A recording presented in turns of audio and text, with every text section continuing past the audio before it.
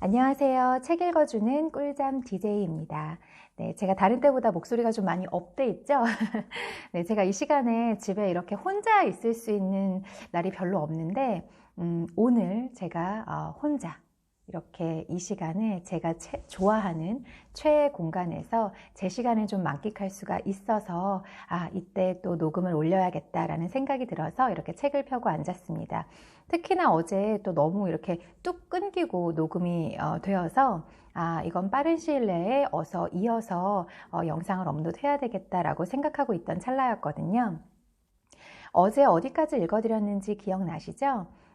그 버트가 죽고 나서 혼자 남겨진 그 토머스 아주머니가 그 양가 부모님들이 오셔서 자기 친정 엄마에게 그리고 시어머니에게 아주 고약한 말들을 들으면서 속상해하는 그런 장면입니다. 그리고 그것을 KT 모리스에게, 자기 친구죠.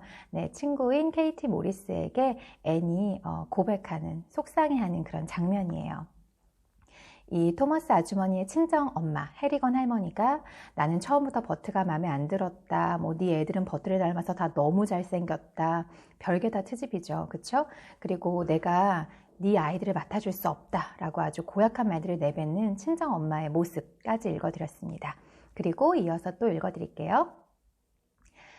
그러고는 두 분이 소파에서 일어나 볼링브룩으로 돌아갔어. 다른 가족도 왔어. 토머스 아저씨의 부모님과 그의 형제 셋이야. 남자들은 모두 둘러앉아서 자기 발만 쳐다봤고 그 어머니라는 분이 할 말이 많은지 곧바로 쏟아내기 시작했지. 바로 어제 들었는데 그 여자가 외손자들 중에 아무도 데려가지 않겠다고 했다면서? 깔끔만 떨고 활기라고는 조금도 없는 집구석이면서. 게다가 버트에 대해서도 아주 끔찍하게 말했다던데. 사람이 죽은 지 채 6시간도 안 돼서 그런 말을 하다니 창피한 줄 알아야지. 내 아들이 신통찮은 여자랑 결혼한 탓이지. 이렇게 말해서 미안하다만 네가 볼링브룩의 남자들에게 딱히 인기 있는 아가씨는 아니었잖니. 그건 그렇다 치고 우린 누구처럼 그렇게 고약하지 않아. 우리는 마땅히 해야 할 도리를 알아. 먹여 살릴 입이 5이나 늘어나는 게 기쁘지 않지만 어쩌겠니? 널 받아들이마. 우리 집은 그리 좋지는 않지만 꽤 크단다. 많던 애들도 다 자라서 떠났으니 남는 방도 있고. 조애너, 네가 마을에서 청소일을 구해서 우리에게 돈을 얼마간 내거라. 주말에는 내 일을 거들고 청소며 요리며 할 일들이 많아. 애는 이야기를 멈추고 바닥에 앉았다. KT 모리스도 앉았다. 자, 이제 다음 부분을 잘 들어. 이 얘기를 할 때는 앉아야 돼. 충격적이고 슬프고 두려운 이야기거든. 그 할머니가 말했어. 말들과 소와 가구는 모두 우리가 가져가마. 아들 녀석들이 결혼할 때 집에 있던 가구들을 가져가서 좀 휑하거든. 다른 것들을 들여놓을 수 있어. 복도에 찬장이 있더구나. 응접실에 놓으면 꽤 근사해 보이겠어. 우리가 전부 가져갈 거다. 쓰지 않을 것들은 불태우고 내 아들들이 커다란 수레를 가져왔어. 여기 있는 수레랑 같이 운반하면 2번 만에 끝낼 수 있을 거야. 앤이 고통스러운 시선으로 KT 모리스를 바라보았다. 네가 어디로 가게 될지 알겠지? 넌 죽은 아들에 대해서 다정한 말 한마디 안 하는 그 끔찍한 여자와 함께 살 거야. 앤은 머리를 숙이고 두 손으로 감쌌다. 하지만 훨씬 더 끔찍한 소식이 남아있어. 혹시 너 내가 그 끔찍한 여자의 응접실에 아주 가끔밖에 못 들르고 대화를 나눌 시간도 거의 없어지겠다고 걱정하고 있니? 잘 들어, KT 모리스. 더 나쁜 얘기를 해줄게. 더 나빠. 아주 나빠. 애는 이제 울고 있었다. 말을 하는 것조차 힘겨워 보였다. 버트의 어머니라는 분이 이렇게 말하는 거야. 그래, 내가 마음씨가 참 좋아서 과부가 된 버트의 마누라와 4명의 손자놈들까지 받아들이는 거야. 버트의 아들처럼 생기지 않은 녀석까지도. 하지만 빨강머리 계집애까지 내 집에 들여놓을 수는 없다. 그럴 수는 없지. 그 애를 데려가겠다고 나설 사람이 있을 게다. 예쁘진 않지만 네가 말하지 않았니? 청소를 잘하고 요리도 도와주는 애라고. 그러니까 이 근처 여자들 중에서 그 애가 필요한 사람이 있을지도 모르지. 어쨌든 난 필요 없다. 버트의 자식이 아니니까. 내 손녀도 아니고. 난 그 아이를 원하지 않아. 데려가지 않겠다. 케이티 모리스, 그 말들이 내 가슴속 깊이 박혔어. 그런 여자랑 같이 사는 건 고문이겠지만 넌 함께 살아야겠지. 그런데 말이야, 그 여자가 날 원한다고 말했다면 더 좋았을 거야. 옆에 다른 사람들도 꽤 많이 있었어. 토머스 아저씨를 아는 사람들이었는데 나를 데려가겠다는 사람은 아무도 없었어. 그때 어떤 여자가 말했어. 강 위쪽에 사는 해먼드라는 여자가 있는데 아이를 데려갈지도 모르겠네요. 2번이나 쌍둥이를 낳아서 늘 피곤에 시달리거든요. 비슷한 또래 애들이 넷이나 되니 놀랄 일도 아니죠. 그 여자가 토머스 부인을 돌아보며 묻더라. 이사가 이틀 후라고 했죠? 그럼 그동안 사람을 보내서 물어볼게요. 어쩌면 그 여자 남편이 앤을 데리러 올 수 있을지 모르겠네요. 우리가 데려다 주기에는 좀 먼 거리라서요. 그게 안 되면 우리가 고아원으로 데려다 줄게요. 마지막 말을 하면서 앤의 목이 메었다. 고아로 살아온 평생 동안 그녀가 가장 두려워했던 게 바로 고아원으로 보내지는 것이었다.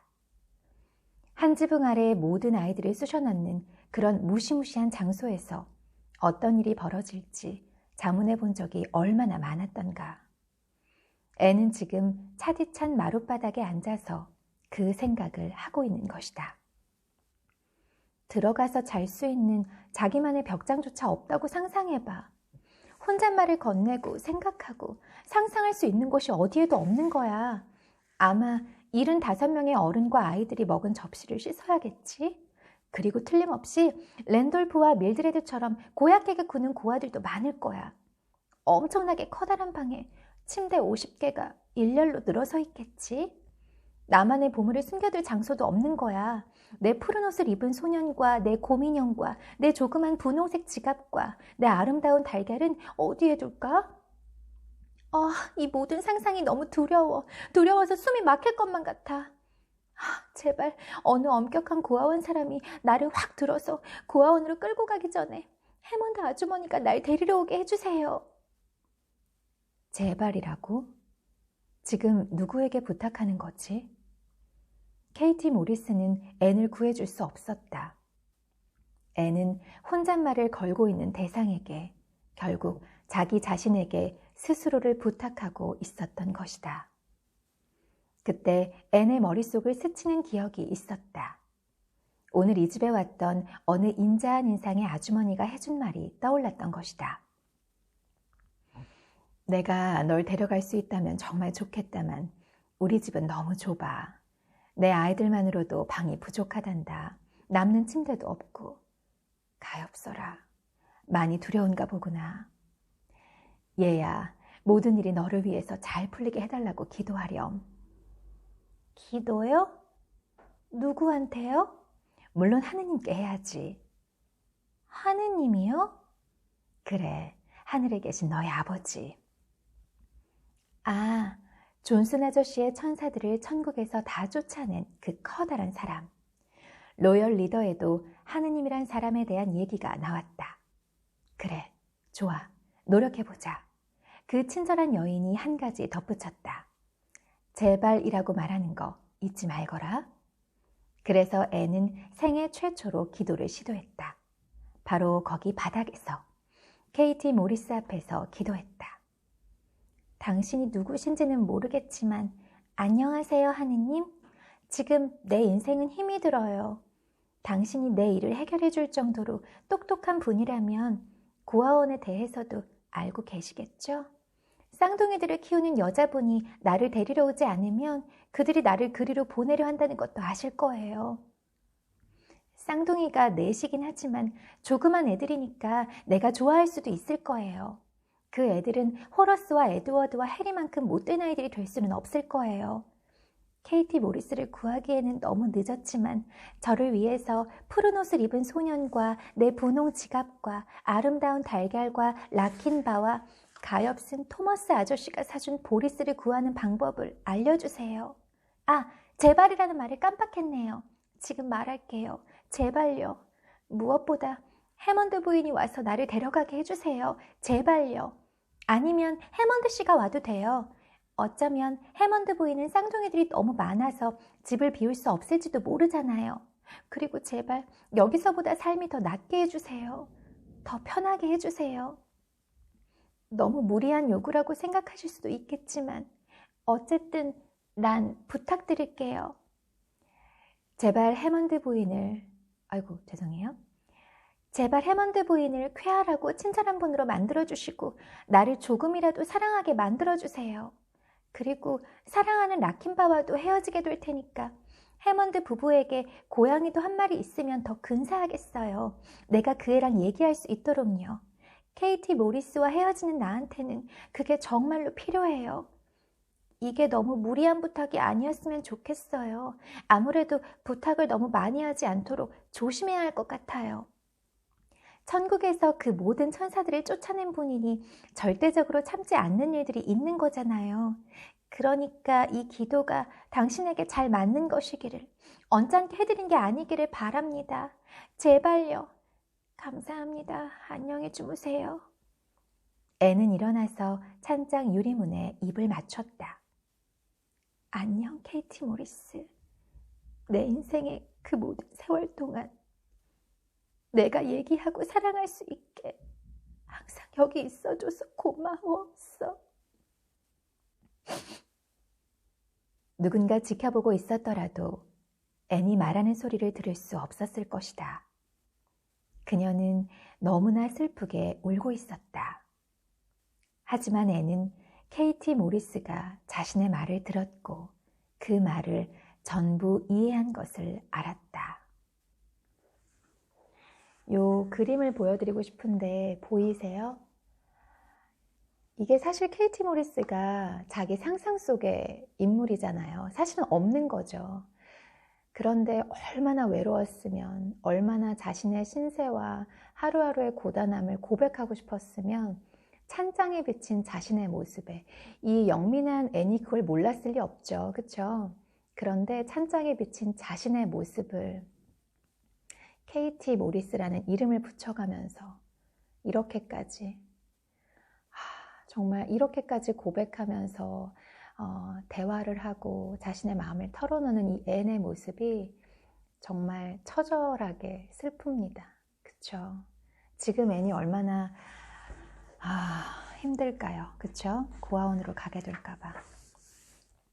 근데 빨간머리 앤을 읽은 분들은 다 아시겠지만 이 해먼드 부인도 그렇게 그닥 좋은 분은 아닙니다. 뭐 삶에 찌들어서 그러신지는 모르겠지만 이분이 바로 그 마릴라 아주머니에게 가기 전에 앤이 그렇게 고생하고 힘들었던 그 집의 안주인이죠. 네, 쌍둥이를 많이 낳고 앤을 아주 심하게 혹독하게 부렸었던. 53. 해먼드 부인이 오다. 해먼드 씨는 오지 않았다. 그 대신 해먼드 부인이 직접 왔다. 집에는 자신의 귀가가 늦어질 경우를 대비해서 해먼드 씨에게 젖병 24개를 준비해 놓았다. 3월이었으니까. 3월의 날씨는 어떤 변덕을 부릴지 알 수 없었다. 강풍이 길 밖으로 마차를 밀어붙이거나 눈보라가 몰아칠 수도 있었다. 하지만 해먼드 부인은 부엌일과 빨래를 잘한다는 그 여자아이를 직접 보고 싶었다. 둘 중 하나만 잘해도 괜찮다고 생각했다. 먹여 살릴 입을 하나 더 늘리기 전에 토머스 부인을 만나서 직접 듣고 자신의 눈으로도 확인하고 싶었다. 게다가 하루 동안 육아와 가사일에서 벗어날 수도 있었다. 하루를 꼬박 쉴 수 있다니. 해먼드 부인은 첫 번째 쌍둥이가 태어난 이후로 하루도 쉬지 못했다. 아니, 하룻밤을 편히 자본 적이 없었다. 그녀만큼 피곤한 사람이 세상에 또 있을까? 마차에 앉아 말을 몰고 가는 하루가 그녀에게는 휴식처럼 느껴졌다. 아무 걱정 없이 나무와 들판들을 바라보고 이따금 졸음에 빠질 수도 있으리라. 말은 자신이 해야 할 일을 알 것이다. 아무리 울퉁불퉁하거나 험해도 길은 길이었다. 말이 벌떡 일어나 숲으로 달려 들어갈 리는 없었다. 그래, 꽤 많이 잘 수 있을 것이다. 그 다음 토머슨의 집에 도착하면 차와 케이크가 있을 것이다. 상갓집에는 언제나 차와 달콤한 것들이 있게 마련이었다. 가엾어라. 남편은 죽고 여자 혼자 아들 넷을 키워야 하다니. 그 남편이라는 사람이 상당히 미남이었다는 말을 들었다. 하지만 술주정뱅이였다고 했다. 해먼드 부인은 남편을 떠올렸다. 사실 캔드릭은 잘생기지 않았다. 생머리에 키도 별로 크지 않다. 하지만 조용하고 착실했다. 술을 마시지 않았다. 철로에서 춤을 추다가 기차가 달려오는 길로 들어설 사람은 아니었다. 캔드릭은 친절하지만 조금 지루한 남자였다. 사촌의 결혼식장에서 처음 만났던 때가 기억났다. 당시 그녀는 메인주에 살았다. 그는 그녀에게 자주 춤을 신청했고 그녀의 곱슬머리를 마음에 좋아하는 듯 했다. 그때까지 그녀는 항상 자신의 곱슬머리가 지독한 실패작이라고 생각했다. 하지만 이 생각만 하면 그녀는 킬킬 웃음이 났다. 누군가가 자신에게 그만한 관심을 기울이면 조금쯤 우쭐해지게 된다. 그가 자신이 제재업자라고 말하면서 청혼했을 때 그녀는 스스로도 놀랄 정도로 쉽게 허락했다. 티파티와 좋은 집과 훨씬 흥미진진한 삶이 펼쳐질 것 같았다. 그녀의 부모는 교육을 잘 받은 것에 대해 스스로 자부심을 가졌지만 돈은 하나도 없었다. 뉴 잉글랜드와 노바스코샤는 가까운 사촌 같았다. 자주 오갈 수 있을 것 같았다. 한편 노바스코샤가 지도상으로 흥미로워 보이기도 했다. 캐나다 본토의 좁은 연결부로 이어져 있을 뿐 온통 바다로 둘러싸여 있었다. 캔드릭은 그녀를 노바스코샤로 데려왔지만 바다 냄새를 맡을 수 있는 곳에서도 20마일이나 떨어진 울창한 숲 가운데 내려놓았다. 강의 상류, 나무 그루터기만 남은 작고 황량한 개간지. 그 삭막한 공터에 그들의 집이 있었다. 집은 창문들이 달린 헛간 같았다. 내가 만들었어. 그가 자랑스럽게 선언했다. 아주 크네요. 그녀가 말했다. 그가 미소 지으며 그녀의 팔을 꼭 잡았다. 우리가 채워야지. 무엇으로요? 두고 봐. 그녀는 이런저런 많은 것들을 생각하고 추억하는 데 잠겨있느라 자신이 얼마나 멀리까지 왔는지 알아차리지 못했다. 그 길의 마지막 고비를 돌기 직전에야 제재업자라는 캔드릭의 작업을 생각했다. 그는 나무들을 자르고 근처 강가의 조그만 작업실에서 통나무들과 판자들을 만들었다. 그는 의자든 탁자든 벽장이든 나무로 물건 만드는 일에 능숙했고 뭐든 만드는 것을 좋아했다. 하지만 그가 주로 하는 일은 톱질이었다. 어느새 눈앞에 토머슨의 집이 보였다. 해먼드 부인은 너무 빨리 도착한 게 유감이었다. 우는 아이들도 없어서 말 달리는 시간이 너무나 평화로웠다. 빨래할 기저귀들도 없었다. 심지어 기분 좋게 잠깐 쪽잠까지 잤다.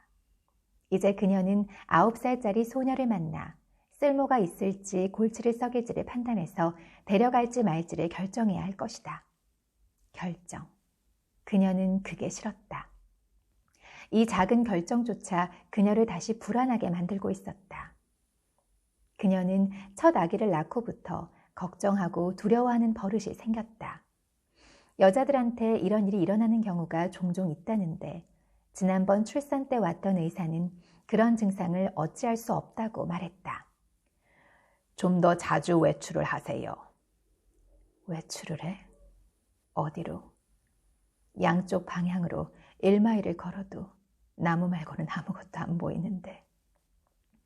그건 부엌 창문으로도 얼마든지 잘 보여. 그리고 내가 밖에 나가면 이 아이들은 어떻게 하겠어?